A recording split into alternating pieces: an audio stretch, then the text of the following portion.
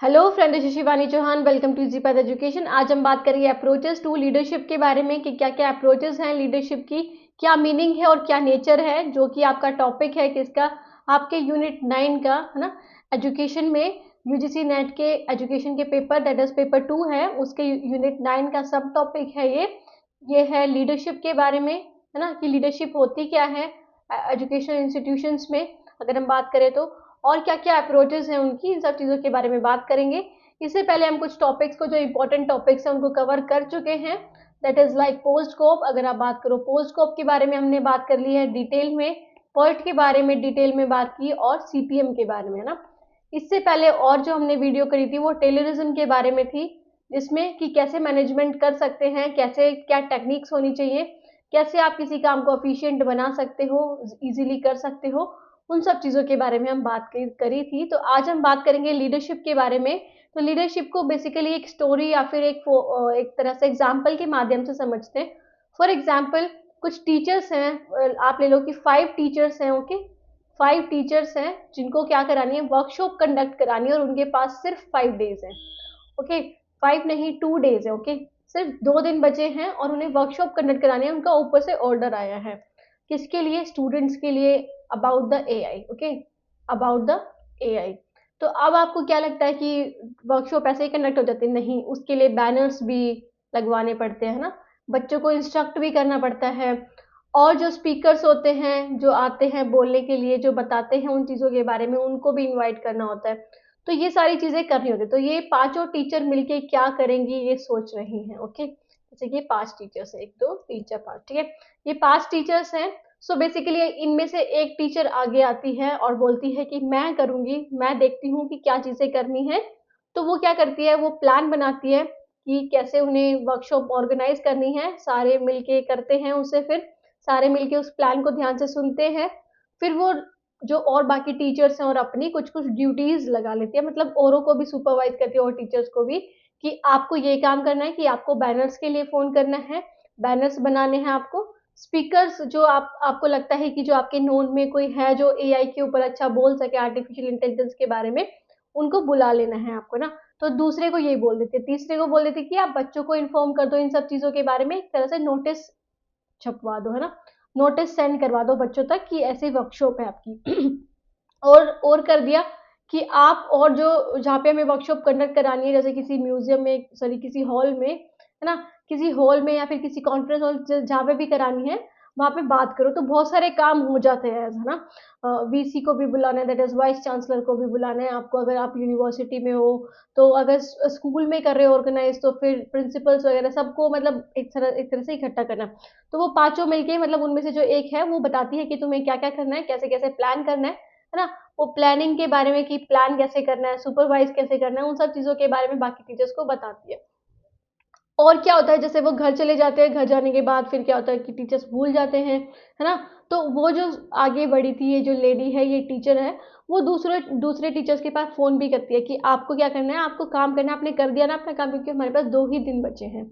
तो वो एक तरह से गाइड भी कर रही है उन्हें कि आप ऐसे ऐसे कर सकते हो, सुपरवाइज भी कर रही है ना, प्लान है उसको एक्शन में भी लेकर आना है उन्हें 2 दिन बाद। तो वो सारी चीजें उनको बता रही है कि कैसे करना है। सो बेसिकली ये क्या काम कर रही है, ये काम कर रही है लीडर का, है ना। लीडर का मतलब ये नेतृत्व कर रही है, और बाकियों को ये बता रही है कि कैसे, मतलब उनको सुपरवाइज कर रही है कि कैसे कोई काम करना है, गाइड कर रही है ना। तो ये सारी चीजें कर रही है। तो बेसिकली अगर हम बात करें तो हम किसके बारे में बात कर सकते हैं यहाँ से, लीडरशिप के बारे में, लीडरशिप, है ना। तो ये लीडरशिप वाला रोल जो है वो प्ले कर रही है, बिकॉज ये और बाकी टीचर्स को भी गाइड करिए, सुपरवाइज करिए, प्लान के अकॉर्डिंग कैसे चलना है, आपको कोई काम जो है, आपका जो गोल है, अल्टीमेट गोल है, वो कैसे अचीव करना है। तो उन सब चीज़ों को लेकर वो काम कर रही है। सो बेसिकली अगर हम बात करें तो लीडरशिप यही है। लीडरशिप क्या है, देखो, leadership in education administration refers to the process of guiding, influencing and managing individuals and groups within an educational settings to achieve institutional goals। तो अगर हम एजुकेशनल एडमिनिस्ट्रेशन की बात करें तो क्या होता है, एक ऐसा प्रोसेस जिसमें आप गाइड कर सकते हो, है ना, जिसमें आप गाइड कर सकते हो, मार्गदर्शन कर सकते हो, प्रभावी प्रबंधन कर सकते हो, प्रेरणा दोगे, है ना। मतलब उनको गाइड भी करोगे, उनको बोलोगे भी कि आप अगर ये काम अच्छे से करोगे तो यू विल गेट इंसेंटिव, या फिर आप को एक तरह से हम मोमेंटो वगैरह प्रेजेंट करेंगे, तो एक तरह से आप उनको क्या कर रहे हो, उनको आप मैनेज भी कर रहे हो, है ना, और इन्फ्लुएंस भी कर रहे हो। ओके, तो वो सारी चीजें आप कर रहे हो, तो ये सारी चीजें करना लीडरशिप होता है। ओके, ये सारी चीजें क्या है, लीडरशिप होता है। जब आप एक एजुकेशनल या इंस्टीट्यूशनल गोल को अचीव करने के लिए ये सारे काम करते हो, कि लोगों को गाइड करते हो, इन्फ्लुएंस करते हो, मैनेज करते हो कि किसको क्या काम करना है, कैसे करना है, तो वो सारी चीजें क्या होती हैं, वो सारी चीजें एक लीडरशिप होती है। Okay, leadership in educational administration. So it involve setting a vision. इसमें क्या होता है कि पहले आप विजन सेट करोगे कि क्या आपका एम है, मेक स्ट्रेटेजिक डिसीजन, और ऐसे डिसीजन लोगे जो आपके गोल को अचीव करने के लिए एक तरह से अफिशियंट हो। Okay, and fostering an environment that supports effective teaching and learning, और ऐसा एनवायरमेंट क्रिएट करोगे, मतलब ऐसी चीजें बताओगे, लोगों को सपोर्ट करोगे जो आपके साथ बेसिकली जो उस गोल को अचीव करने के लिए चल रहे हैं, है ना। तो इसमें एक दृष्टि निर्धारित करना, रणनीतिक निर्णय लेना और एक ऐसा वातावरण बनाना शामिल है जो प्रभावी शिक्षण और सीखने को बढ़ावा देता है। ओके, समझ में आया इतना। So educational leadership is crucial for shaping policies. तो ये लीडरशिप क्यों जरूरी है, एजुकेशनल लीडरशिप क्यों जरूरी है, ताकि हम पॉलिसीज को एक तरह से आकार दे सके, क्योंकि टीचर्स ही ऐसी है, टीचर्स कौन होती है, जो ग्राउंड लेवल पे जाके, मतलब जिनको एक्सपीरियंस होता है कि क्या हमें प्रॉब्लम्स आ रही हैं टीचिंग कराने में, या फिर स्टूडेंट्स की क्या प्रॉब्लम है, वो एक तरह से देख सकती है, उसको एक्सपीरियंस कर सकती है। सो अगर लीडरशिप क्वालिटी होगी किसी टीचर के अंदर या फिर किसी एजुकेशनल इंस्टीट्यूशन में, कि वो एक तरह से नेतृत्व कर सके, वो अपने बोल सके कि उनको पॉलिसीज बनानी है, तो ये पॉलिसीज में भी हेल्प करता है इंप्रूविंग स्टूडेंट आउटकम, कि स्टूडेंट के आउटकम्स जो आते हैं, मतलब उनका जो बिहेवियर है, बाकी चीजें, उनका डेवलपमेंट कैसे करना है, तो उन चीजों पर भी ध्यान देते हैं।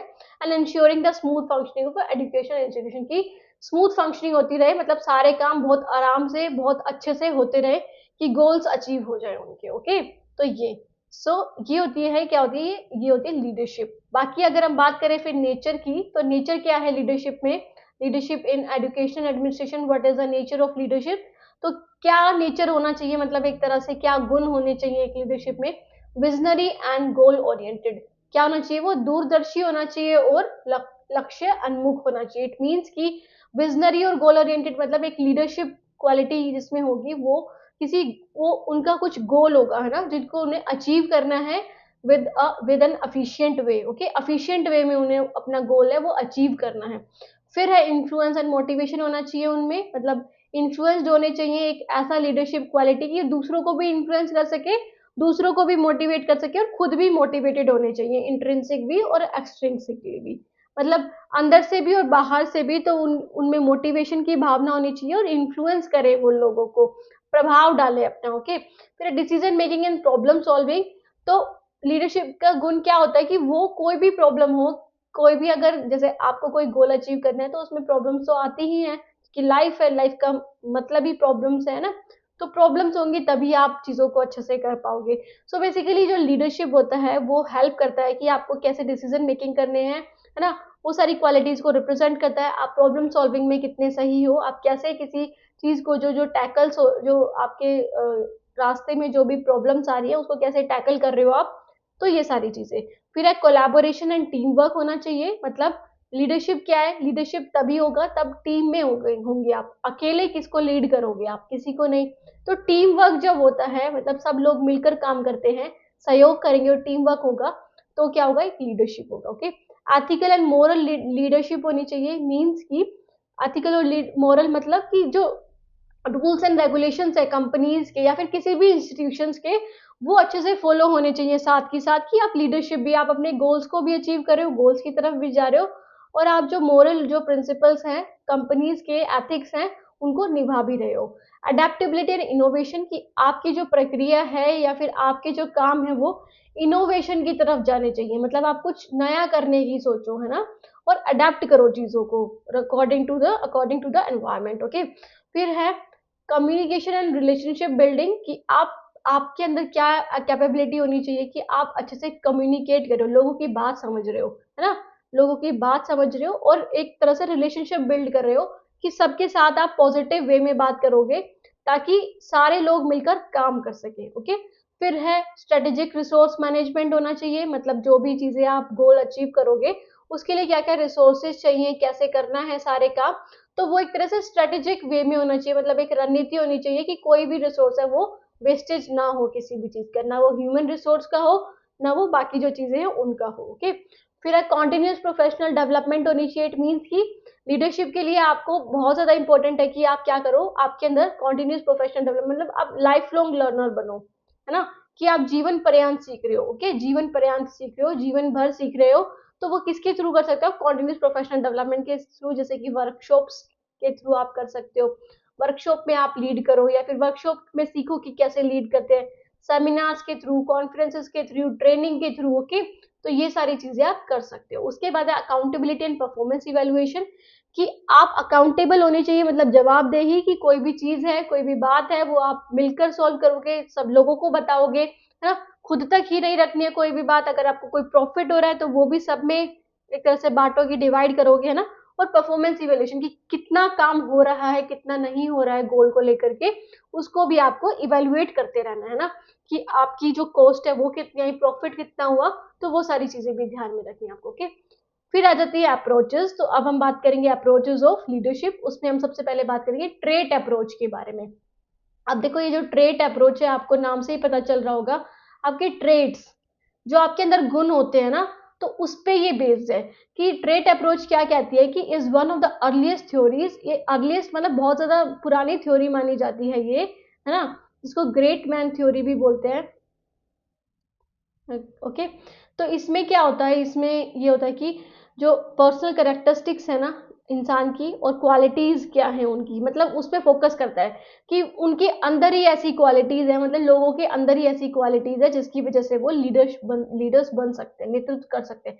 It's suggest great leaders are born with certain inherent traits. इस पे फोकस करो कि क्या बोल रहा है ये, इनहेरेंट ट्रेड्स होते हैं उनके अंदर। इनहेरेंट मतलब कि उनके अंदर ही वो क्वालिटीज हैं, वो जन्म ही लेकर हुए हैं वो क्वालिटीज को।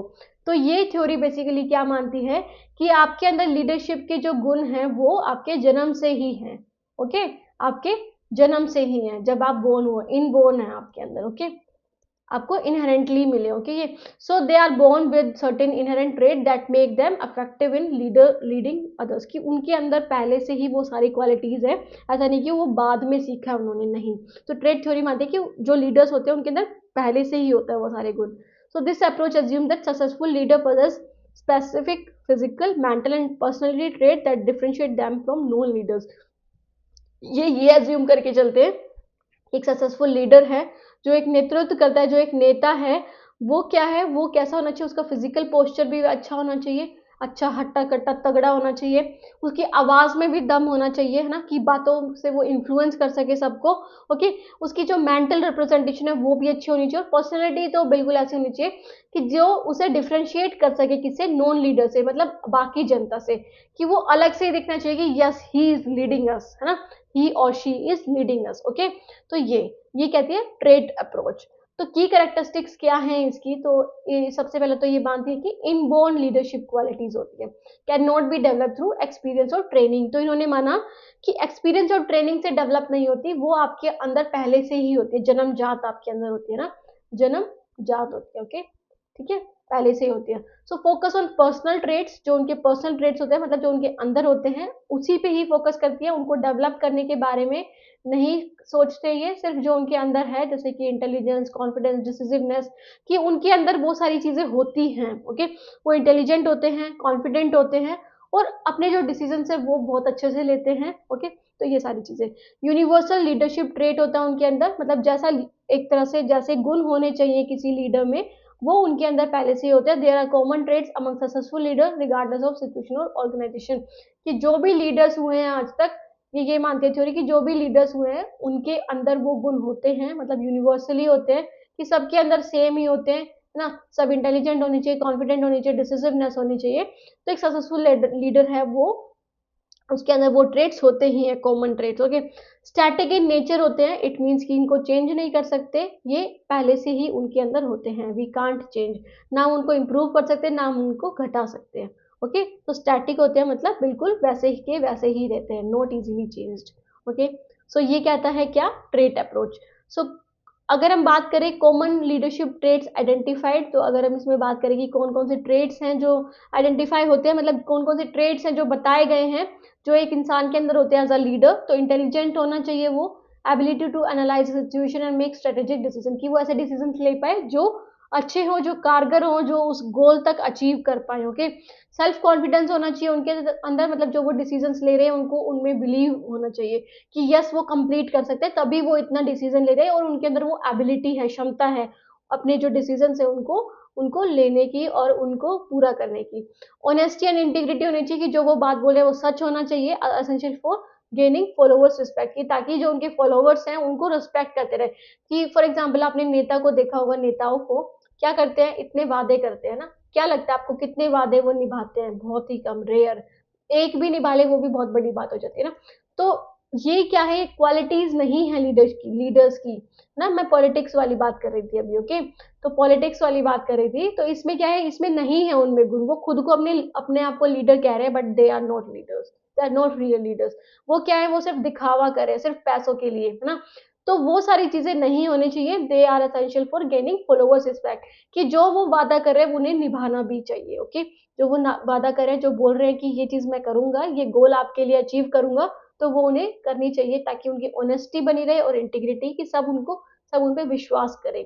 डिटर्मिनेशन एंड परसिस्टेंस होना चाहिए उनमें, कि वो लगाव से काम करें, लगन से काम करें, है ना, और परसिस्टेंटली काम करते रहें, कि ऐसा नहीं कि आज कर दिया फिर उसके बाद वो भूल गए उस चीज को।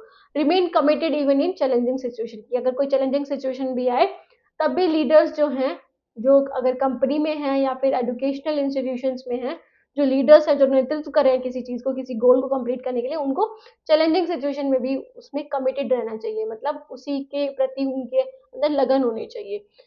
कैरिस्मा मीन्स कैरिस्मेटिक, तो इसका क्या मतलब है कि ability to attract and influence people with a magnetic personality, कि उनके अंदर क्या होना चाहिए, एक ऐसी पर्सनैलिटी होनी चाहिए कि वो अट्रैक्ट करे लोगों को, मतलब लगे उनको देखने से कि yes they are leader, they are real या ट्रू लीडर्स, है ना ये। सो इमोशनल स्टेबिलिटी होनी चाहिए, रिमेन काम under pressure and handle stress efficiently. ये जो कैरिस्मेटिक जो है क्वालिटी, वो अगर आप बात करो तो आपको एपीजे अब्दुल कलाम, है ना, कितना अच्छा एग्जाम्पल है ना, तो उनमें बहुत अच्छे से देखने को मिलती है हमें। ओके, तो वो एक तरह से उनके अंदर लीडरशिप वाली क्वालिटी है।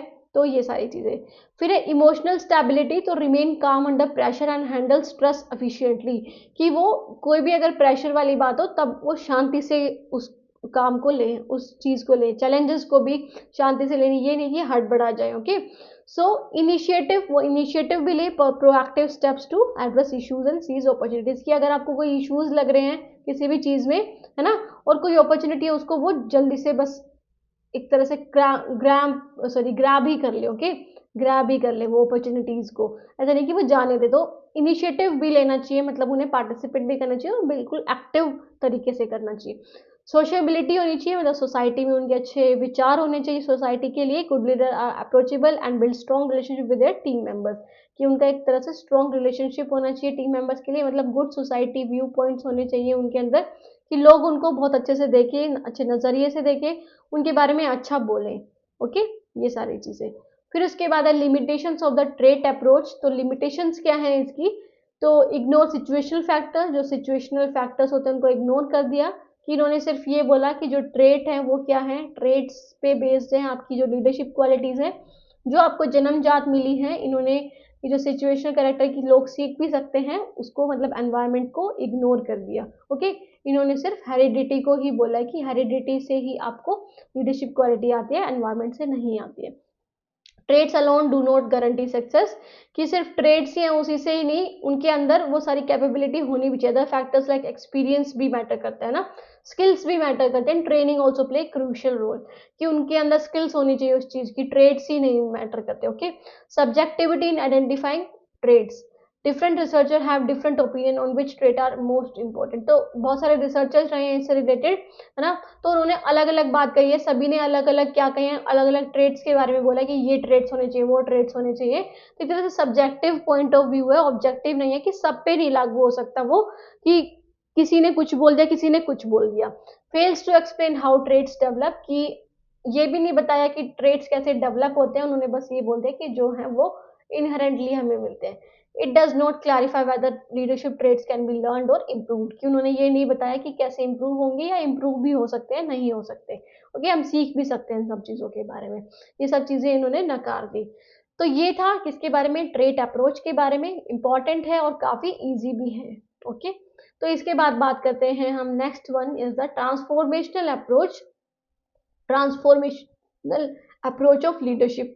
तो ये क्या है, जैसा कि नाम ही सजेस्ट कर रहा है, बेसिकली अगर हम बात करेंगे जो अप्रोचेस हैं उनके नाम से ही आपको पता चल जाएगा कि वो किससे रिलेटेड हैं। सो ट्रांसफॉर्मेशनल मतलब क्या होता है, जब आप किसी चीज़ में बदलाव ला रहे हो, है ना। तो transformational approach of leadership in focuses on inspiring and motivating followers to achieve higher level of performance and personal growth, कि वो क्या कर सके, मतलब एक लीडरशिप है, मतलब एक लीडर है, उसके अंदर ये क्वालिटी होनी चाहिए अकॉर्डिंग टू दिस अप्रोच, कि वो अपने फॉलोअर्स को, है ना, जो लोग हैं, जो आम जनता है, उनको क्या कर सके, उनको एक तरह से मोटिवेट करे, है ना, इंस्पायर करे कि yes you can bring the change, या फिर we can bring the change, है ना। अगर हम साथ मिलके काम करेंगे तो हम अपनी परफॉर्मेंस को और भी ज्यादा हाई कर सकते हैं और पर्सनल ग्रोथ को भी कर सकते हैं, अचीव कर सकते हैं, मतलब उसे भी बेटर बना सकते हैं। Transformational leader create a vision, तो इसमें विजन मतलब क्या करते हैं वो, कि कोई हमारा एम है जिसकी तरफ उन्हें जाना होता है। फोस्टर इनोवेशन, इनोवेशन की तरफ भी ध्यान देते हैं वो, कि नई नई चीजें आनी चाहिए, and bring about positive changes, जिससे कि क्या हो, पॉजिटिव चेंजेस ला सके हम सोसाइटी में। तो बेसिकली ये किस पे काम करते हैं, कि चेंजेस आने चाहिए सोसाइटी में, है ना, कि हम सिर्फ वो जो रूढ़िवादी जो चीजें हैं उस पर डिपेंड ना रहे। अगर हमें लगता है कि चेंजेस आने चाहिए तो यस, हमें चेंज लाने चाहिए सोसाइटी में। Okay, so positive changes of in individual and organisation. So origin कैसे हुआ है ट्रांसफॉर्मेशनल लीडरशिप का, सो कॉन्सेप्ट जो था ये ट्रांसफॉर्मेशनल लीडरशिप का, ये जेम्स मैक ग्रेगर बर्न्स ने दिया था, जेम्स मैक ग्रेगर बर्न्स ने। तो बेसिकली अगर आप बात करो तो जिसे नेट में पूछ लेते हैं, पूछ भी सकते हैं कि किसने इंट्रोड्यूस किया था, तो 1978 में इन्होंने इंट्रोड्यूस किया था। फिर उसके बाद एक्सपेंड कर दिया था ये बर्नार्ड बास ने, बर्नार्ड बास्ने ने 1985 में एक्सपेंड करा था। बेसिकली उन्होंने क्या बताया था बर्नार्ड बास ने, कि क्या डिफरेंस है ट्रांसफॉर्मेशनल लीडरशिप थ्योरी और ट्रांजैक्शनल लीडरशिप थ्योरी, जिसके बारे में हम आगे पढ़ेंगे। ठीक है, इन दोनों के बीच में क्या डिफरेंस है उसके बारे में इन्होंने बताया था, किसने, बर्नार्ड बास ने। So Burns differentiate transformational leadership from transactional leadership, where transactional leader focus on exchange and reward. जो ट्रांजैक्शनल है वो एक्सचेंज और रिवार्ड पे फोकस करती है, और ट्रांसफॉर्मेशनल कि कुछ हमें चीज करनी है, चेंज लाना है सोसाइटी में, कि सेल्फ इंटरेस्ट नहीं, लोगों का इंटरेस्ट देखना इसमें।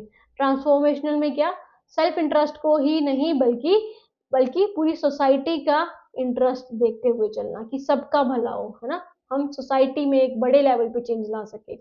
सो इसके की कैरेक्टरिस्टिक्स क्या हैं, तो फर्स्ट इज आइडियलाइज इन्फ्लुएंस, मतलब कैरिस्मा, है ना। इसमें भी क्या है, कैरिस्मेटिक जो नेचर है वो होना चाहिए एक लीडर में। Leader act as a role model and earn the trust and respect of their followers, की वो एक ऐसे बिहेव करें, या ऐसा उनमें गुण होना चाहिए कि वो रोल मॉडल की तरह एक्ट करें, कि लोग उनके जैसा बनना चाहें, उनके जैसा काम करना चाहें, और ट्रस्ट और रिस्पेक्ट अर्न कर सके या फिर पा सके अपने फॉलोअर्स से, जो उनको फॉलो करते हैं, या फिर जो उनके ग्रुप मेंबर्स हैं। ओके, इंस्पिरेशनल मोटिवेशन होना चाहिए, मतलब उनके अंदर ऐसी क्वालिटीज होनी चाहिए कि लोग उनसे इंस्पायर हो। They encourage enthusiasm, optimism and commitment to organisational goal, कि जो क्या है ट्रांसफॉर्मेशनल लीडर्स हैं वो क्या करेंगे, वो लोगों में एक तरह से दृढ़ता पैदा करेंगे, या फिर बोल सकते हो आपकी, वो लोगों में एक तरह से जागरूकता पैदा करेंगे कि आप कैसे चेंजेस ला सकते हो, आप किसी गोल को कैसे अचीव कर सकते हो, है ना। अब अपनी इंटरेस्ट के लिए भी और सोसाइटी के इंटरेस्ट के लिए भी, मतलब पूरी कंपनी के लिए, या फिर जिस भी एजुकेशनल इंस्टीट्यूशन या जो भी है जहाँ पे भी वर्क एरिया है वहाँ पे आप कैसे चेंज ला सकते हो। इंटेलेक्चुअल स्टिमुलेशन होता है, transformational leadership leaders challenge existing norms, जो हमारे एग्जिस्टिंग नॉर्म्स चले आ रहे हैं, मतलब जो हमारी रूढ़िवादी सोच बोल सकते हो आप, या फिर जो नए जो पुराने जो नॉर्म्स या फिर रूल्स चले आ रहे हैं उनको चैलेंज करना, इनका क्या है, इनका काम है। And encourage creativity and innovation, एक क्रिएटिविटी को, मतलब नई चीजों को बढ़ावा दे, लोगों की सोच को बढ़ावा दे, है ना, ताकि वो इनोवेशन ला सके, मतलब एक्सपेरिमेंट करके नई नई चीजें इम्प्लीमेंट कर सके। Okay, individualise consideration, so leader provide personalise support, कि लीडर्स को पर्सनलाइज सपोर्ट भी मिलनी चाहिए, है ना। Mentorship and coaching to their team members, कि जो लीडर्स हैं वो क्या करें, दे अपने जो टीम मेंबर्स हैं उनको उनको सपोर्ट भी प्रोवाइड करें, और किस फॉर्म में, कि वो उनको टाइम टू टाइम मेंटर भी करते रहें, मतलब उनको बातें भी मतलब गाइड भी करते रहे उन्हें, है ना, और कोचिंग भी देते रहे, मतलब जो चीज़ें नई आ रही हैं उसके अकॉर्डिंग। तो बेसिकली जो हमने ये स्टोरीज पढ़ी थी या फिर आप बोल सकते हो एग्जाम्पल देखा था, इसमें अगर ये जो 5 टीचर हैं जिसने लीडरशिप का रोल निभाया था, अगर वो बात बताती ही नहीं दूसरों को फ़ोन करके या फिर उनको गाइड ही नहीं करती, तो वो कैसे काम करते? नहीं कर पाते। वो उस वे में या फिर आप बोल सकते हो कि वो उस तरीके से, है ना, एंथुसियास्ट होके वो काम ही नहीं करते, अगर उनको बार-बार बोला नहीं जाता तो, अगर वो उनको बार-बार सपोर्ट नहीं करती तो, ओके? तो यही ट्रांसफॉर्मेशनल थ्योरी कहते हैं कि इसमें जो लीडर है वो गाइड करता है किसको? बाकी टीम मेंबर्स को, उनकी मेंटरशिप मतलब उनको गाइड करता है, उनको कोचिंग देता है to their team members, okay? समझ में आया इतना? बहुत ही ईज़ी टॉपिक है और आई होप सो कि मैं ईज़ी लैंग्वेज में समझा रही हूँ ताकि आपको आसानी से समझ आ सके। और स्टूडेंट्स अगर चैनल पसंद आए मतलब वीडियो पसंद आए तो वीडियो को लाइक भी कर देना और सब्सक्राइब भी कर देना। बाकी मैं आगे बढ़ा रही हूँ, okay. So strength and limitations of transformational approach की स्ट्रेंथ और लिमिटेशंस क्या है इसकी। सो स्ट्रेंथ के बारे में बात करते हैं, जस्ट अ मिनट। स्ट्रेंथ के बारे में बात करते हैं तो it enhance motivation and moral, कि लोगों का मतलब जो टीम मेंबर्स है उनका मोटिवेशन इंक्रीज करता है। कैसे करता है? क्योंकि वो टाइम टू टाइम उनको सपोर्ट प्रोवाइड करते हैं। कौन? जो लीडर्स होते हैं, okay. Encourage innovation and change, हमने बात की थी कि ये रूढ़िवादी सोच है या फिर जो एग्जिस्टिंग नॉर्म्स है, जो पुराने जो कल्चर हैं उनको चैलेंज करते हैं और जो नई नई चीज़ें हैं उनको इम्प्लीमेंट करते हैं, उनको लाने की कोशिश करते हैं। बिल्ड स्ट्रॉन्ग रिलेशनशिप, इसमें जो स्ट्रॉन्ग रिलेशनशिप रहता है बाकी मेंबर्स के साथ और बाकी कलीग्स के साथ आप बोल सकते हो या फिर बाकी सोसाइटी मेंबर्स के साथ, ताकि वो क्या कर सके? चेंज ला सके, ताकि वो पॉजिटिव चेंज ब्रिंग कर सके या फिर ला सके, ओके।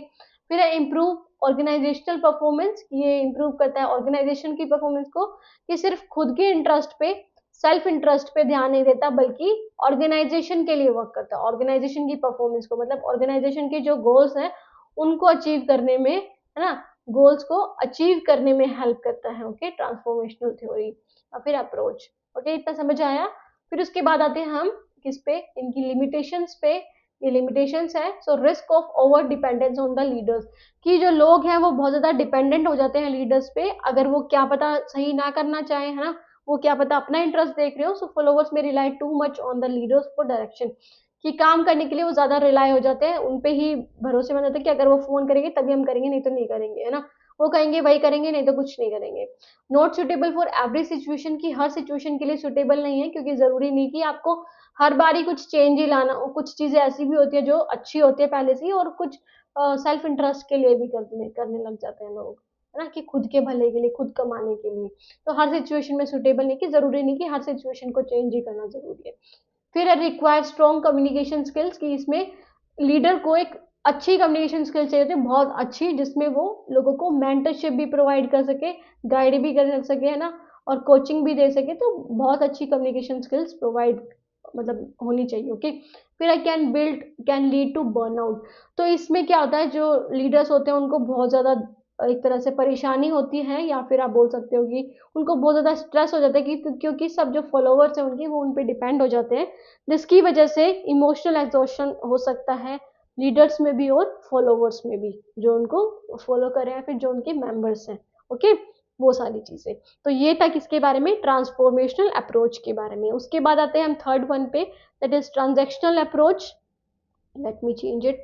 ट्रांजैक्शनल अप्रोच, तो इसमें क्या है? Transactional approach is basically different from transformational approach. तो ट्रांसफॉर्मेशनल अप्रोच क्या कहती है कि हमें क्या करना है? गोल्स को अचीव करना है, हमें इंडिविजुअल की परफॉर्मेंस को नहीं देखना ना, इंडिविजुअल को नहीं देखना, हमें क्या करना है? हमें ऑर्गेनाइजेशनल के गोल्स को अचीव करना है, मतलब सोसाइटी का भला देखना है हमें, है ना।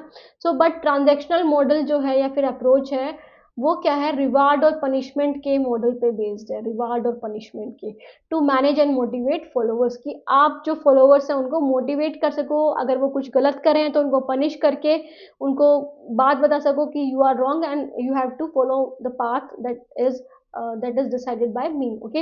So leaders using this approach focus on structure, supervision and performance to maintain stability, efficiency within an organization. जो लीडर्स होते हैं वो ये जो अप्रोच यूज करते हैं वो किस पे फोकस करते हैं? स्ट्रक्चर पे, सुपरविजन पे और परफॉर्मेंस पे। तो इसमें क्या होता है? परफॉर्मेंस पे ज्यादा डिपेंड करते हैं, है ना, परफॉर्मेंस पे ज्यादा डिपेंड करते हैं। कोई मोटिवेशन, कोई गाइड, कुछ भी नहीं मिलता, सिर्फ आपको काम करना है। अगर आप काम करोगे तो आपको रिवॉर्ड मिलेगा, अगर आप नहीं करोगे तो आपको पनिशमेंट मिलेगी। अगर आपने काम नहीं किया तो आपका डिमोशन हो सकता है, आपको फाइन लग सकता है, आपको निकाला जा सकता है ना। तो ये सारी चीजें, unlike transformational leadership which focuses on inspiring change, जो इंस्पायरिंग चेंज पे मतलब चाहते हैं ना कि सोसाइटी में कुछ चेंज आए, उसकी जैसी नहीं है ये क्या करती है, leadership is more connected with ensuring task are completed according to the established rules and expectation, कि जो पहले से रूल्स और एक्सपेक्टेशंस हैं सोसाइटी की या फिर ऑर्गेनाइजेशन की, उसके अकॉर्डिंग ही वो काम करेंगे, है ना, उसके अकॉर्डिंग ही वो काम करेंगे, कोई चेंज या कुछ नहीं, सिर्फ इनका जो मेन एम होता है वो गोल को अचीव करना होता है। ओके, गोल को अचीव करना होता है बस। फिर ओरिजिन कहाँ से हुआ है, तो बेसिकली इसका जो कॉन्सेप्ट है वो मैक्स वेबर ने दिया था 1947 में, मैक्स वेबर ने, और इसको फिर बाद में डेवलप किया था, जिसमें हमने ट्रांसफॉर्मेशन में भी बात की थी, that is James McGregor burn ने, जेम्स मैकग्रेगर बर्न ने इसे क्या किया था, लेटर डेवलप किया था, मतलब बाद में इसको डेवलप किया था, और बाद में इन्होंने ट्रांसफॉर्मेशनल लीडरशिप से इसे कंपेयर करा था या फिर इसका कॉन्ट्रास्ट करा था कि कैसे ये दोनों डिफरेंस है एक दूसरे से, डिफरेंट है एक दूसरे से, क्योंकि दोनों का मकसद क्या है, अगर आप बोल सको कि गोल अचीव करना ही है, बट कैसे डिफरेंस है ये किसने बताया था, मैकग्रेगर ने बताया था। Okay, so Byrne described transactional leadership as a style where leader engage in give and take relationship, कि जहाँ पे जो लोग हैं, जो फॉलोवर्स हैं या फिर जो लीडर्स हैं, वो किस पे बेस्ड है, गिव एंड टेक पे, कि अगर आप मुझे कुछ दोगे तभी मैं आपका काम करूंगा, है ना, अगर आपसे मुझे कुछ मिलेगा, रिवार्ड मिलेगा तभी काम करूंगा। और फिर ऑर्गेनाइजेशन क्या चाहती है कि अगर आप गोल अचीव करोगे तभी मैं आपको रिवार्ड दूंगा, अगर नहीं करोगे तो आपको पनिशमेंट मिलेगी उसके लिए, या फिर आपको कुछ भी कोई भी एक तरह से पनिशमेंट दी जा सकती है।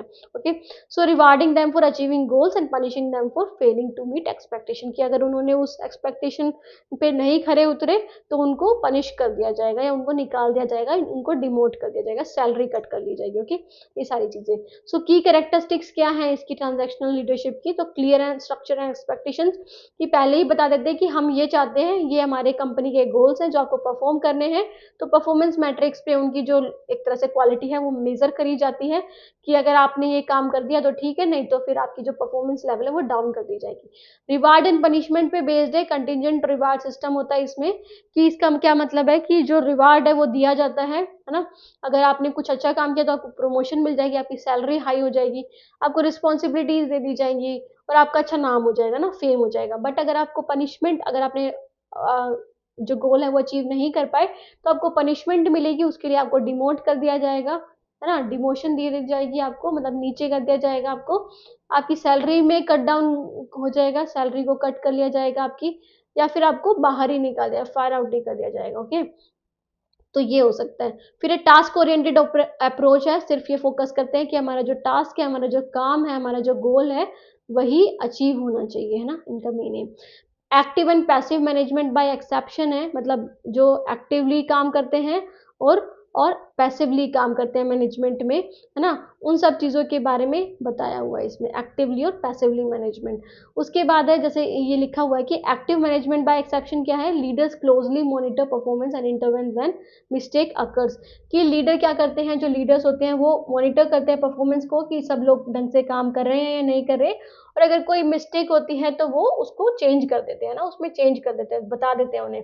पैसिव मैनेजमेंट बाय एक्सेप्शन का क्या मतलब, leader intervene only when the problem become significant, कि जब प्रॉब्लम बहुत ज्यादा, एक तरह से आप बोल सकते हो कि जब प्रॉब्लम बहुत बड़ी हो जाती है ना, सोल्व नहीं हो सकती, तभी उसमें कुछ इंटरवेन करेंगे, तभी उसमें कुछ चेंज करेंगे, नहीं तो नहीं करेंगे पैसिव मैनेजमेंट में। ओके, और फिर शॉर्ट टर्म फोकस होता है, मतलब short term focus in the sense कि सिर्फ गोल पे ही फोकस करा जाता है, इंडिविजुअल नीड्स पे फोकस नहीं करा जाता, तो इसकी वजह से अगर गोल कंप्लीट हो गया तो इट मीन्स कि जो लीडरशिप क्वालिटी है, जो लीडरशिप है या फिर लीडर है वो भी नहीं रहेगा। ओके, यही इसका एक तरह से गोल है। ओके, शॉर्ट टर्म फोकस होता है इनका, सिर्फ गोल पे ही फोकस होता है, ओवरऑल डेवलपमेंट पे नहीं होता किसी भी इंसान की।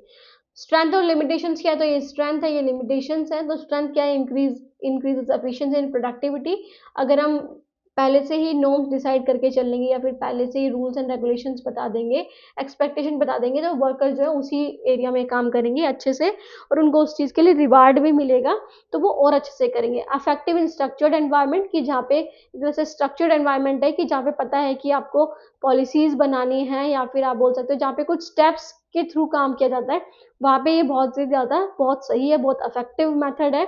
एनकरेजेस डिसिप्लिन एंड अकाउंटेबिलिटी, तो इससे डिसिप्लिन तो बढ़ता ही है क्योंकि सब लोग जो है वो अपने काम के प्रति बहुत ज़्यादा सुचारू होते हैं या फिर काम के लिए बहुत ज़्यादा इच्छा रखते हैं कि हमें काम करनी है, ओके। और अकाउंटेबल होते हैं कि अपना जो काम होता है, जो भी उन्होंने गोल्स अचीव करे हैं वो आके बता देते हैं ना, तो जवाबदेही भी होते हैं ना, जवाबदेही भी होते हैं वो, ओके। वो बता देते हैं कि उन्होंने क्या काम करा है, वो सारी चीज़ें। मिनिमाइज अनसर्टेनिटी, तो जो अनसर्टेनिटी की फ्यूचर में जैसे आपको लगता है कि फ्यूचर में कुछ गलती हो सकती है, तो वो पहले से उसको प्लान करके चलते हैं, पहले से बता देते हैं कि ऐसा कुछ होगा तो आपको ये काम करना है, तो अनसर्टेनिटी मिनिमाइज हो जाती है इससे।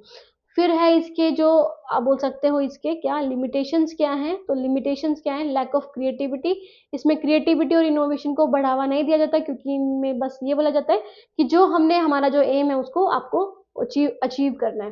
Demotivating in the long run, की अगर आप बात करो कि अगर ये लॉन्ग रन में चलता जाएगा मतलब बहुत बड़ा एक तरह से गोल होगा, तो उसमें लोग डिमोटिवेटेड भी हो जाएंगे, वो एक तरह से बोर्डम फील करेंगे, है ना।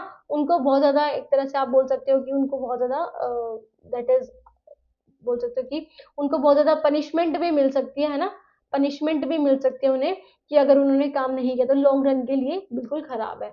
No not suitable for dynamic environment, कि जहाँ पे एनवायरनमेंट चेंज होता रहता है, जहाँ पे नई नई चीज़ें आती रहती हैं, वहाँ के लिए सुटेबल नहीं है क्योंकि चेंजेस बहुत ज़्यादा ज़रूरी होते हैं हर कल्चर में, या फिर आप बोल सकते हो हर एनवायरनमेंट में, है ना, या फिर हर जगह पे हर प्लेस पे चेंजेस ज़रूरी होते हैं, तो जहाँ पे चेंजेस ज़्यादा ज़रूरी है वहाँ पे ये ज़्यादा सुटेबल नहीं है।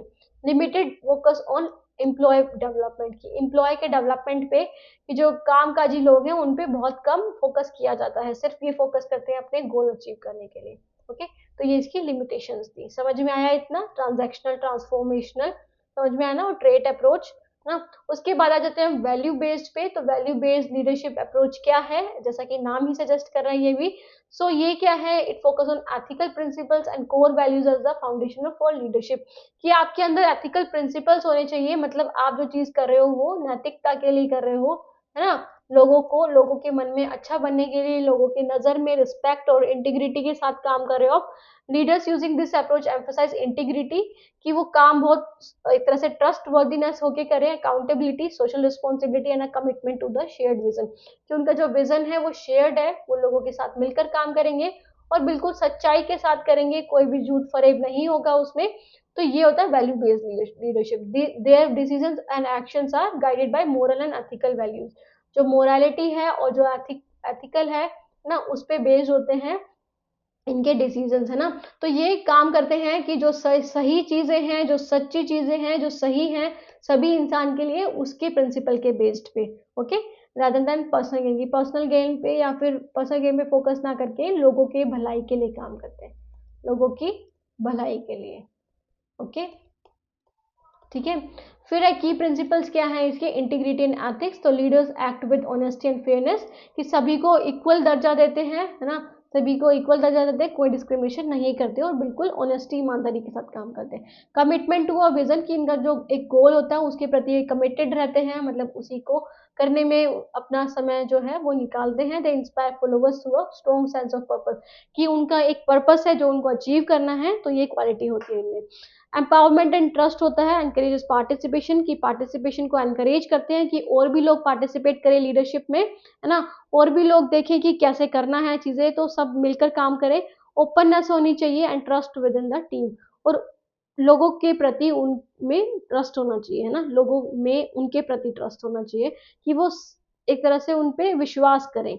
सोशल रिस्पॉन्सिबिलिटी होनी चाहिए उनके अंदर, leader focuses on creating a positive impact on society and stakeholder, जो लीडर्स है वो फोकस करें इस पे सोसाइटी और स्टेक होल्डर्स के पॉजिटिव इम्पैक्ट पे, कि सोसाइटी में कुछ पॉजिटिव चेंजेस आने चाहिए, सिर्फ अपना भला नहीं सोचना चाहिए, उन्हें सोसाइटी के प्रति काम करना चाहिए, ओके। सो वैल्यू, इसके एग्जांपल्स क्या हैं, जैसे महात्मा गांधी या नेल्सन मंडेला का हम एग्जांपल ले सकते हैं। तो basically they both work for value based leadership, कि सब लोगों में अच्छाई चीजें आनी चाहिए, जैसे महात्मा गांधी ने क्या बोलता है, नॉन वायलेंस के थ्रू हम क्या कर सकते हैं, हम लड़ाई कर सकते हैं या फिर हम अपना हक ले सकते हैं नॉन वायलेंस के थ्रू, मतलब अहिंसा के थ्रू, ओके, कि बिना लड़ाई झगड़ा करके हम अपना हक ले सकते हैं। मोरल स्ट्रेंथ पे ज्यादा फोकस किया था। नेल्सन मंडेला ने भी promoted reconciliation and justice in south Africa, कि इन्होंने प्रमोट किया था कि सभी लोग मिलकर काम करें, है ना, इक्वालिटी होनी चाहिए, इक्वालिटी होनी चाहिए हमारे देश में, सभी लोग मिलकर काम करें, सभी एक दूसरे की भलाई के लिए काम करें, और जस्टिस मिलना चाहिए सभी इंसान को, इन्होंने इस पे काम किया था। तो ये वैल्यू बेस्ड लीडरशिप अप्रोच को फॉलो करते थे। एडवांटेजेस क्या है इसके? Build long term trust and loyalty. तो इससे जो लॉन्ग टर्म ट्रस्ट है वो बिल्ड होता है, क्योंकि लोग एक दूसरे पे विश्वास करने लग जाते हैं, है ना। और creates a strong ethical culture within organisation, कि एक स्ट्रॉन्ग एथिकल कल्चर को क्रिएट करता है, बनाता है, कि लोगों को क्या मतलब एक तरह से एथिकल चीज़ों पे विश्वास होने लग जाता है, वो सही चीज़ों को ही लेकर आते हैं अपनी कंपनी में, अपनी ऑर्गेनाइजेशन में। Enhance employ motivation and satisfaction, कि जो एम्प्लॉयज है वो मोटिवेटेड रहते हैं अगर वो सही तरीके से काम करेंगे, सही चीज़ों को लेकर चलेंगे, तो वो मोटिवेटेड रहते हैं और सेटिस्फैक्शन रहता है उनका उनकी जॉब में। तो डिसएडवांटेजेस क्या है? It can be challenging in competitive business environment, कि जहाँ पे कॉम्पिटिटिव बहुत ज़्यादा होता है, मतलब जहाँ पे कॉम्पिटिशन बहुत ज़्यादा होता है, वहाँ पे चैलेंजिंग हो सकता है ये वैल्यू बेस्ड, क्योंकि कोई भी किसी की नहीं सोचता है, सब सिर्फ वो क्या सोचते हैं, अपना प्रॉफिट अर्न करने के लिए सोचते हैं, या फिर गोल को अचीव करने के लिए सोचते हैं, है ना। So it may require strong moral conviction which is not easy for leaders, कि बहुत ही ज़्यादा मतलब मोरालिटी चाहिए होती है इसमें। और अगर आप देखोगे, अगर आपने कहीं पे भी देखा हो, चाहे वो पॉलिटिक्स की बात हो, एजुकेशनल इंस्टीट्यूशंस की बात हो, या किसी भी ऑर्गेनाइजेशन की बात हो, जो लीडर्स जो होते हैं, वो उनमें उतना ज़्यादा मोरल कन्विक्शन या फिर मोरल जो क्वालिटीज़ है वो उनके अंदर नहीं होती हैं, है ना। तो इसके लिए अगर आप वैल्यू बेस्ड लीडरशिप अप्रोच को फॉलो करें, तो आपको स्ट्रांगली उसे फॉलो करना है, मोरल प्रिंसिपल्स और एथिक प्रिंसिपल्स को ना, अपनी नैतिकता को आपको अपने जीवन में उतारना है, लोगों की भलाई के लिए काम करना है, हमेशा सच बोलना है। तो ये सारी क्वालिटीज आपके अंदर होनी चाहिए according to this leadership approach. उसके बाद आ जाता है कल्चरल अप्रोच। तो कल्चरल अप्रोच टू लीडरशिप क्या है? Cultural approach to leadership recognise that leadership styles and behaviour are influenced by culture in which they operate, कि कल्चर पे डिपेंड करता है कि कौन से कल्चर में आप काम कर रहे हो, किस जगह पे आप काम कर रहे हो, किस कम्युनिटी के लिए काम कर रहे हो, किस कम्युनिटी में रहकर काम कर रहे हो, उससे लीडरशिप स्टाइल है वो कि एक तरह से आपके जो बिहेवियर है लीडर्स के वो चेंज होते रहते हैं, फिर वो रिकॉग्नाइज उनको पहचान सकते हैं कि किस चीज मतलब कौन से कल्चर से। Okay, different culture have unique expectation perception of leadership, कि हर कल्चर का क्या यूनिक एक्सपेक्टेशंस है अपने लीडर्स से, उनकी परसेप्शन एक अलग से है, कि उन्होंने एक अवधारणा बना रखी है कि ये लीडरशिप में गुण होते हैं। जैसे कि एग्जांपल वेस्टर्न लीडरशिप जो यूएसए और यूके हैं, वो इंडिविजुअल अचीवमेंट पे ज़्यादा फोकस करते हैं, है ना, इंडिविजुअल अचीवमेंट पे, इनोवेशन पे और लोअर पावर डिस्टेंस पे फोकस ज़्यादा करते हैं, लो पावर डिस्टेंस पे, है ना। तो वो इस चीज़ पे फोकस करते हैं कि हम इंडिविजुअली ही अचीव कर सके अपने गोल, अपने आप पर ही फोकस करते हैं, इनोवेशंस पे कि नई नई चीज़ें आनी चाहिए, और लो पावर डिस्टेंस होना चाहिए, है ना। और एशियन लीडरशिप के जैसे कि जापान, चाइना, और अगर आप इंडिया की भी बात करो, तो ये हायरार्की पे फोकस करते हैं, कलेक्टिविज्म पे और लॉन्ग टर्म प्लानिंग पे फोकस करते हैं ना। तो यहाँ पे लॉन्ग टर्म प्लानिंग होती है, आपने देखा होगा ना कि पॉलिसीज बनकर आती हैं, काफी सालों तक की होती है वो, 5 साल मतलब 5 साल जब तक सरकार है तब तक तो होती ही है, या फिर आप बोल सकते हो कि जब तक कोई लीडर है तब तक तो वो चीजें हैं वो होती ही है ना। तो हायरार्की पे डिपेंड करती है कि जो लीडर है ना, आप देखोगे कि लीडर है वो कौन होगा, जो सबसे बड़ा होगा, है ना। अपने अपने घर में भी ये चीज देखी होगी। तो जो मुखिया होता है, जो नेतृत्व करता है पूरे घर को, जो पूरे घर की जिम्मेदारी संभालता है, वो सबसे बड़ा एल्डर एल्डर जो इंसान होता है आपके घर का, वही माना जाता है ना। तो इधर हायरार्की पे फोकस करते हैं, कलेक्टिविज्म के, कि सब लोगों का भला होना चाहिए, और लॉन्ग टर्म प्लानिंग पे फोकस करते हैं। आफ्टर दैट इज एडवांटेजेस क्या है इसके? Help leaders adapt to diverse work environment, कि लीडर्स को हेल्प करते हैं कि वो डाइवर्स वर्क एनवायरनमेंट में काम कर सके, मतलब जैसा जहाँ पे भी एनवायरनमेंट है वहाँ पे वो काम कर सके। Improve cross culture communication and understanding, कि कोई अगर इंडिया का जो लीडर है, इंडिया में जो लीडर है वो दूसरी कंट्री में भी जाके लीडरशिप कर सके, तो उससे वो इम्प्रूव होगी ना। अगर दूसरे दूसरे कल्चर में जाके लोगों को काम करने का मौका मिलेगा, लीडरशिप क्वालिटी को निभाने का मौका मिलेगा, तो उनमें इंप्रूवमेंट आएगी, है ना, कि वो बात कर सके और समझ सके दूसरे कल्चर को भी। एनहेंस टीम कोऑपरेशन, तो इससे टीम कोऑपरेशन को एनहेंस होता है इन ग्लोबल ऑर्गेनाइजेशन, कि वो ग्लोबली भी अपने आप को रिप्रेजेंट कर सकते हैं और अपनी टीम को भी रिप्रेजेंट कर सकते हैं ना।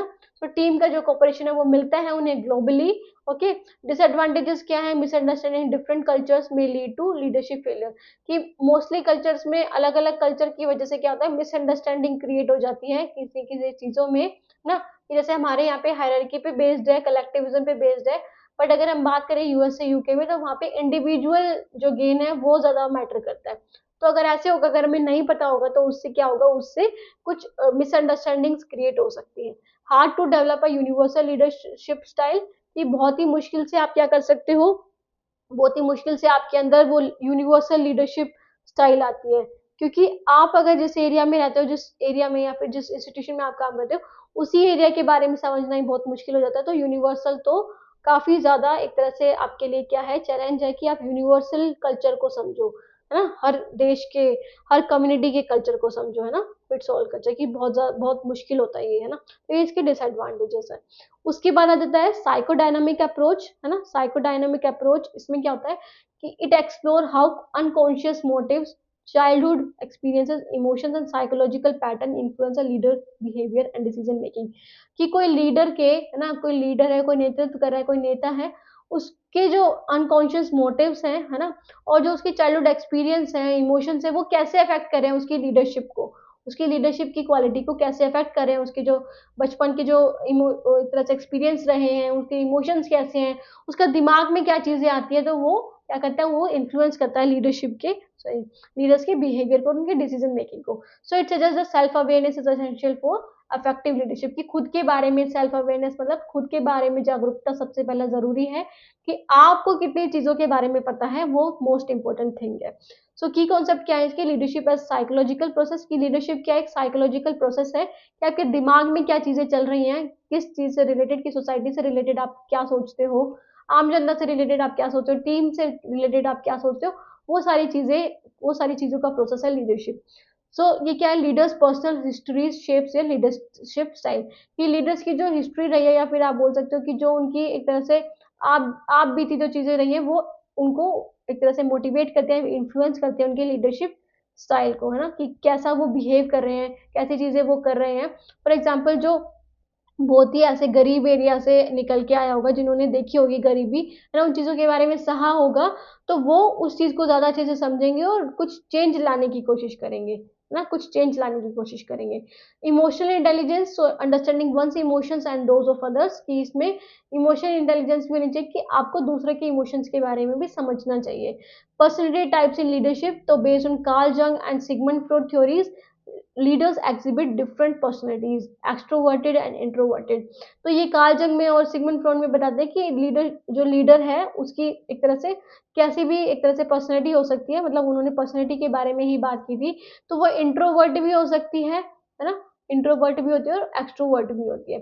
तो एक लीडर को क्या होना चाहिए, एक लीडर के अंदर एक्सट्रोवर्ट क्वालिटी ज्यादा होनी चाहिए, कि वो लोगों की बात समझे, लोगों से कम्युनिकेट करे, ऐसा नहीं कि सिर्फ अपने मन की सोचे, अपने मन के बारे में, मतलब अपने घर के बारे में ही सोचे, है ना, खुद के बारे में सोचे, किसी से बात ना करे, किसी से मिले जुले ना। तो वो सारी चीजें इसमें बताई गई हैं। बाकी हम कार्ल जंग के बारे में और सिगमंड फ्रॉइड के बारे में जो बाकी यूनिट्स होंगी उसमें पढ़ेंगे। ओके, तो बात करते हैं आगे। उसके बाद है साइकोडायनामिक अप्रोच। तो जो ये सिगमंड फ्रॉइड थे इन्होंने, और ये जो कार्ल जंग है, इन्होंने पर्सनैलिटी के ऊपर ही, कार्ल जंग ने पर्सनैलिटी के ऊपर दी थी और सिगमंड फ्रॉइड ने भी ओके साइकोडायनामिक थ्योरी दी थी। ओके, साइको एनालिटिकल भी बोलते हैं उसे। सो साइकोडायनामिक अप्रोच टू लीडरशिप में एडवांटेजेस क्या है, help leaders understand their strength and weakness. तो इससे हमें लीडर्स की स्ट्रेंथ और वीकनेस समझ में आती है, हम सोच सकते हैं, या फिर वो खुद ही उनकी जो स्ट्रेंथ है, मतलब वो अपने इमोशन से काउंट कर सकते हैं कि क्या उनकी अच्छी चीजें हैं, क्या उनको हेल्प करेंगी और क्या उनको डिक्लाइन करेंगे लीडरशिप क्वालिटी में। ओके, इम्प्रूव डिसीजन मेकिंग, इससे वो डिसीजन मेकिंग ले सकते हैं बाय रिड्यूसिंग इमोशनल बायसनेस, कि जो उनके अंदर इमोशनली जो चीजें भरी हुई हैं उनको हटा के वो डिसीजन मेकिंग में भी इंप्रूवमेंट ला सकते हैं। After that it is strengthen relationship and team dynamics. तो इससे रिलेशनशिप भी इंप्रूव होगा, स्ट्रेंथन होगा, और टीम डायनामिक्स मतलब वो लोगों के साथ मिलकर काम करेंगे और चेंजेस के लिए कुछ करेंगे, है ना, कि चेंजेस आने चाहिए सोसाइटी में, तो वो सारी चीजें भी वो करेंगे। डिसएडवांटेजेस क्या है, डिफिकल्ट टू मेजर और अप्लाई इन प्रैक्टिकल सेटिंग्स, कि ये बहुत ही ज्यादा डिफिकल्ट है कि आप उसको क्या कर सको प्रैक्टिकल सेटिंग्स में, मतलब रियल लाइफ में आप उसको अप्लाई कर सको, किसे, इन सारी चीजों को, साइकोडायनामिक अप्रोच को। रिक्वायर डीप सेल्फ रिफ्लेक्शन, की आपको खुद के बारे में बहुत डीपली पता होना चाहिए, एंड साइकोलॉजिकल इंसाइट होनी चाहिए, मतलब आपके अंदर आत्म बुद्धि, या फिर आपको खुद को पहचानने की, या फिर आत्मचिंतन वाली जो पावर है वो बहुत ज्यादा होनी चाहिए, कि आप खुद को पहचानते हो, खुद के थॉट्स के बारे में जानते हो। तो ये सारी चीजें बहुत जरूरी हैं, जो लीडर्स के पास बहुत मुश्किल से ही मिलती है, विच नॉट ऑल लीडर पदर्स की, सभी लीडर्स के पास वो होती ही नहीं है ना। सो उसके बाद आता है कैरिस्मेटिक अप्रोच। इतना समझ में आया ना, काफी इंटरेस्टिंग भी है। थोड़ी बड़ी वीडियो तो हो जाएगी बट आपको इजीली समझ आ जाएगा इन सब के थ्रू, इन सब पॉइंट्स के थ्रू। आप पेपर में स्टेटमेंट के क्वेश्चन जो आते हैं, स्टेटमेंट के, असर्शन, रीजन के, वो इजीली कर पाओगे, या फिर अगर मैच द फॉलोइंग के भी आए तो वो भी आप कर पाओगे। Okay, because of these points. अगर आपको सारे पॉइंट्स के बारे में पता होगा तो आप सब कुछ इजीली कर सकते हो। सो कैरिस्मेटिक अप्रोच क्या होता है? Charismatic approach to leadership is based on leaders ability to inspire, कि वो उसकी एबिलिटी की वो सामने वाले को कैसे इंस्पायर कर रहा है, अपनी बातों में ले रहा है, अपनी जो आइडियाज है उनको बता रहा है ना, कि वो कितने इंस्पायर या इन्फ्लुएंस हो रहे हैं उससे, है ना, इमोशनली कनेक्ट कितने हो रहे हैं फॉलोवर्स थ्रू पर्सनल मैग्नेटिज्म, कि उसके एक तरह से आप देखते हो कि कोई कोई लीडर ऐसा होता है कि उसको देखते ही ऐसा लगता है, जैसे कि वाजपेयी, दैट इज, मुझे उनका नाम याद है ना काफी देर से, जो बीजेपी हमारे प्राइम मिनिस्टर भी थे, है ना, बीजेपी साइड से, तो वाजपेयी याद आ रहा है अभी मुझे बस। तो बाकी अगर आप इनको देखोगे, इनकी ये पोयम के जरिए या फिर कविता के जरिए अपनी बात कहते थे, बहुत अच्छे लीडर थे। या फिर आप सुषमा स्वराज के बारे में बोल सकते हो। मैं ऐसे लीडर्स की बात बता रही हूँ आपको, पॉलिटिकल लीडर्स की। बाकी तो एक लीडरशिप में ऐसी क्वालिटी होनी चाहिए कि वो सामने वाले पर्सन को इन्फ्लुएंस कर सके, है ना। तो ये सारी चीजें, पर्सनल मैग्नेटिज्म होना चाहिए कि लोग उनको देखते ही अट्रैक्ट हो जाए।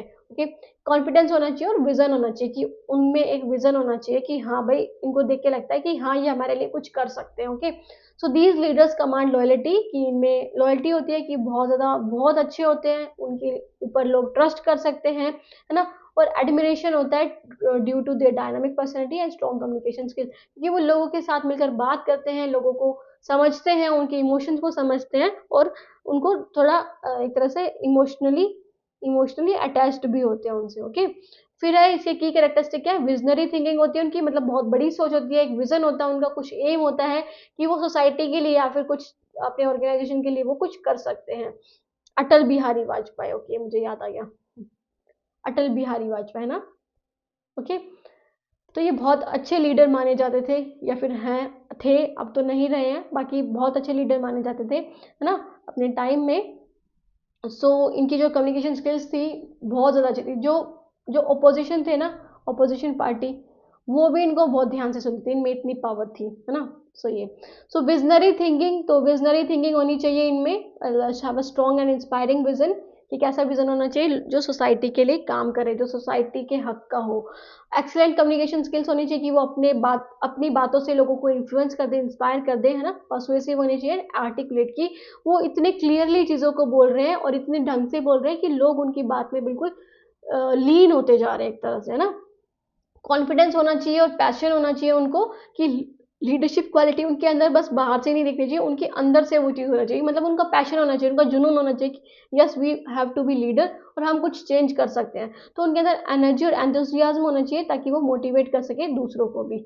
इमोशनल कनेक्शंस होना चाहिए, they form deep emotional bonds with their followers, कि जो उनके फॉलोवर्स हैं उनसे वो डीप इमोशनल बॉन्ड्स को एक तरह से कनेक्ट कर सके या फिर बना सके। ओके, फिर है एडवांटेजेस क्या है इसके? High level of employ motivation and engagement. Advantages जैसे कि अब हमने क्वालिटीज पढ़ी हैं, वही एडवांटेजेस होंगे उसके, कि क्या होता है high level of employ motivation, की मोटिवेट करते हैं और एंगेज रहते हैं ये जो लीडर्स होते हैं, कैरिस्मेटिक लीडर जो होते हैं वो एंगेज होते हैं लोगों के साथ। ये एक तरह से मोटिवेट करते हैं, फिर गाइड करते हैं। ओके, स्ट्रॉन्ग ऑर्गेनाइजेशन कमिटमेंट होती है इनकी, कि अपने काम के प्रति बहुत ज़्यादा लगाव होता है इनके अंदर, है ना, अपना काम करते हैं सही ढंग से, इनका कुछ विजन होता है उसके लिए वो काम करते हैं। Effective in times of crisis और चेंज, कि अगर कोई क्राइसिस आ जाए, कोई अगर दुख पीड़ा कुछ आ जाए, है ना, कोई प्रॉब्लम हो जाए, तो उसमें भी वो काम करेंगे, है ना, चेंज लाने के लिए भी वो काम करेंगे। इसके डिसएडवांटेजेस क्या है? Can lead to dependency on the leader, कि अगर कोई कैरिस्मेटिक लीडर है ना, कैरिस्मेटिक लीडर है तो सब लोग उस पर डिपेंड हो जाएंगे पूरी तरह से, कि जो वो बोलेगा वही करेंगे, जो वो नहीं बोलेगा वो नहीं करेंगे, तो बेसिकली उस पर बहुत ज़्यादा डिपेंड हो जाएंगे, मेकिंग सक्सेशन डिफिकल्ट। तो जिससे क्या होगा, जो हम खुद काम कर सकते हैं, खुद चीज़ें सोच सकते हैं, वो बहुत ज़्यादा डिफिकल्ट हो जाएगा ना, हम खुद से कुछ नहीं कर पाएंगे। रिस्क ऑफ मैनिपुलेशन बहुत ज़्यादा होता है, इधर लीडर्स इंटेंशन अनएथिकल। अगर लोग उस पर विश्वास करते हैं, लीडर पे, है ना, लीडर पे विश्वास करते हैं, और वो एक तरह से उसके इंटेंशन जो है वो बिल्कुल खराब है, है ना। तो मैनिपुलेशन का बहुत ज़्यादा रिस्क होता है कि लोग तो उस पर विश्वास करें और वो बिल्कुल सिर्फ अपने लिए काम करें, ना कि लोगों के लिए, लोगों को एक तरह से बहला फुसला रहा है अपनी बातों से, अपनी बोलने के स्टाइल से, है ना। तो समझ ही सकते हैं आप। उसके बाद है ओवर कॉन्फिडेंस। तो ओवर कॉन्फिडेंस में lead to poor decision making. तो अगर आपके अंदर ओवर कॉन्फिडेंस है एज अ लीडर, तो उससे डिसीजन मेकिंग है वो, इसकी क्वालिटी है जो वो खराब रहेगी। आप अच्छे से डिसीजन नहीं ले पाओगे अगर आप ओवर कॉन्फिडेंस में, आपको लग रहा है ना कि आप बहुत अच्छे लीडर हो, आप बहुत अच्छा कर सकते हो, तो उससे आपकी जो डिसीजन मेकिंग कैपेबिलिटी है वो भी डाउन हो जाएगी, है ना। बोलते हैं ना किसी चीज की अति बिल्कुल भी अच्छी नहीं होती, तो वही बात है। सो बेसिकली हमने पढ़ लिया अब इन सारे अप्रोचेस के बारे में, हमने ट्रेट अप्रोच के बारे में पढ़ा, transformational, transactional, value based, cultural, psychodynamic and charismatic, है ना। अब हम ये देख लेते हैं एक बारी कि इससे रिलेटेड क्वेश्चंस कैसे बन के आते हैं। अगर हम फॉर्म बात करें कि किस फॉर्म में क्वेश्चन आएंगे, तो मैच द फॉलोइंग में आ सकता है। अगर आपकी मैच द फॉलोइंग में तो चलो थोड़ा डिफिकल्ट हो जाता है टास्क। अगर आपकी किस्मत अच्छी हुई, आपको लगा आपको आपकी बारी में अच्छा पेपर आया, इजी पेपर आया, तो आपसे ऐसे डायरेक्ट क्वेश्चन ही पूछ लेंगे कि कौन सी अप्रोच किससे रिलेटेड है ना। और बाकी असर्शन और रीजन के क्वेश्चंस देखने को मिले हैं इससे रिलेटेड, असर्शन और रीजन के क्वेश्चन, है ना। और स्टेटमेंट वाले क्वेश्चंस भी देखने को मिले हैं कि कोई दो स्टेटमेंट दे देंगे, उनमें से आपको बताने की कौन सी सही है कौन सी गलत है, या फिर चार स्टेटमेंट दे देंगे, आपको बताने की कौन सी दो सही है कौन सी तीन सही है, या फिर कौन सी एक सही है। ओके, तो ऐसे क्वेश्चन देखने को मिले हैं बेसिकली इस आप टॉपिक से बोल सकते हो। इसलिए ये इंपॉर्टेंट टॉपिक है, काफी इंपॉर्टेंट टॉपिक है, आपको करके जाना है। और ये हम देख रहे थे, तो ये आपके लिए एक तरह से इन शॉर्ट में है कि आप इसको पढ़ सको ध्यान से, है ना। कि जो ट्रेट है वो इनबोर्न क्वालिटीज होती है उनमें, identify effective leaders, ignore situational factors, transformation कैसे होते हैं, चेंज के लिए काम करते हैं, इनोवेशन और मोटिवेशन के लिए, हाई एक्सपेक्टेशन और बर्नआउट रिस्क बहुत ज़्यादा देखने को मिलता है मेन में, ट्रांजेक्शनल स्ट्रक्चर और रिवार्ड मतलब गिव एंड टेक पे फोकस करते हैं, एफिशिएंसी और ऑर्डर पे कि इससे हम एफिशिएंटली रिजल्ट ला सकते हैं, है ना। और लिमिटेड क्रिएटिविटी होती है इनमें, लो एंगेजमेंट होती है कि लोग एंगेज नहीं होते, बस वो रिवार्ड के लिए काम करते हैं। वैल्यू बेस्ड में उनके अंदर एथिक्स और इंटीग्रिटी होनी चाहिए, ट्रस्ट और रेपुटेशन उनकी स्ट्रेंथ है, और उनके जो चैलेंजिंग कॉम्पिटिटिव मार्केट्स हैं, मतलब जो और जो लोग हैं जो बुराई करके अपना जो एम है वो जल्दी अचीव कर रहे हैं, तो उनको ज़्यादा सक्सेस मिल जाती है एज कम्पेयर टू इनको, है ना। तो उन्हें उस चीज़ के लिए थोड़ा चेंजमेंट करनी पड़ती है। कल्चरल क्या, अडेप्टिव टू कल्चरल नॉर्म्स, की जो कल्चर की जो नॉर्म्स है उसके अकॉर्डिंग अडेप्ट होना पड़ता है। जैसे ग्लोबल लीडरशिप सक्सेस मिलती है इससे, बट उसके लिए डीप कल्चर अवेयरनेस चाहिए होती है ना, ये लिमिटेशन है इसकी। साइकोडायनामिक में हमने देखा था कि वो इमोशंस को अंडरस्टैंड कर सकते हैं, साइकोलॉजिकल वो बहुत ज़्यादा अच्छे होते हैं, वो लोगों के मन को पढ़ सकते हैं या फिर लोगों के विचारों को देख सकते हैं। So emotional intelligence and self awareness होती है इनके अंदर, है ना, वो खुद को उनको जानना होता है। और इमोशनल इंटेलिजेंस होता है कि लोगों के इमोशंस के बारे में पढ़ सकते हैं। कॉम्प्लेक्स टू अप्लाई, बहुत ही ज़्यादा हार्ड हो जाता है ये अप्लाई करना, क्योंकि सभी लोगों को साइकोलॉजी या फिर खुद के बारे में ही नॉलेज नहीं होती, वो दूसरों के बारे में कैसे रखेंगे। ओके, कैरिस्मेटिक कौन होते हैं, जो पर्सनल इन्फ्लुएंस होता है जिनका, मतलब वो बहुत ज़्यादा इन्फ्लुएंस करते हैं बाकी अपने फॉलोवर्स को अपनी बातों से, अपने लर्निंग, अपने बोलने के स्टाइल से, है ना, अपने ट्रस्ट बेस्ड उस पे, है ना, एक्सपीरियंस पे। तो ये इंस्पायर करते हैं, और लॉयल्टी होती है इनके अंदर, लॉयल्टी होती है, वफादार होते हैं बहुत ज़्यादा। एंड रिस्क ऑफ डिपेंडेंसी बहुत ज़्यादा होती है इनमें, कि अगर आप बहुत ज़्यादा, क्या होता है, अगर ऐसा कोई लीडर है आपके पास, तो आप उस पर ज़्यादा डिपेंडेंट हो जाते हैं कि कुछ खुद से नया कुछ करने को नहीं सीखते, उस पर ही डिपेंडेंट ज़्यादा रहते हो। सो बेसिकली ये ओवरऑल कंपैरिजन था इनके बीच में सारी अप्रोचेस के बारे में। बहुत ही इजी टॉपिक था, बहुत ही इंपॉर्टेंट है, जिसको आप मतलब 5 स्टार की रेटिंग दे सकते हो कि आपके पेपर में आएगा ही आएगा। ओके, हर बार पूछा जाता है इससे क्वेश्चन, तो अगर एक क्वेश्चन भी आ गया तो आपके 2 मार्क्स है, और आपको पता है ना कि मार्क्स कितने ज़्यादा इंपॉर्टेंट है, कि आप 2 मार्क्स से ही पास या फेल हो सकते हो, या फिर 2 मार्क्स से ही ऐसा हो सकता है कि आपका जेआरएफ रह जाए, है ना, या फिर नेट रह जाए, तो बहुत ही बुरा लगता है। तो ऐसे आपको हर टॉपिक पढ़ के जाना है, जो इंपॉर्टेंट है वो तो मैं करा ही रही हूँ, बाकी सारी यूनिट्स आपकी करा दूंगी। सो स्टूडेंट, ये थी हमारी video. Thank you so much for watching the video. And if you like the video, then press the like button. And if you don't that connect to the, if you have not connected to the Easy Path Education yet, तो आप subscribe करके connect कर सकते हैं मेरे channel से, और channel से जुड़ना ना भूलेगा। बाकी आपको कोई कंफ्यूजन है तो आप इंस्टाग्राम से भी जुड़ सकते हैं, मेरे इंस्टाग्राम का लिंक आपको डिस्क्रिप्शन बॉक्स में मिल जाएगा, और इसका प्लेलिस्ट का भी लिंक आपको डिस्क्रिप्शन बॉक्स में मिल जाएगा, आपको बाकी वीडियोस भी वहाँ देखने को मिलेंगी। So student, thank you so much for watching the video. Okay, bye, take care, have a nice day. मिलते हैं नेक्स्ट वीडियो में।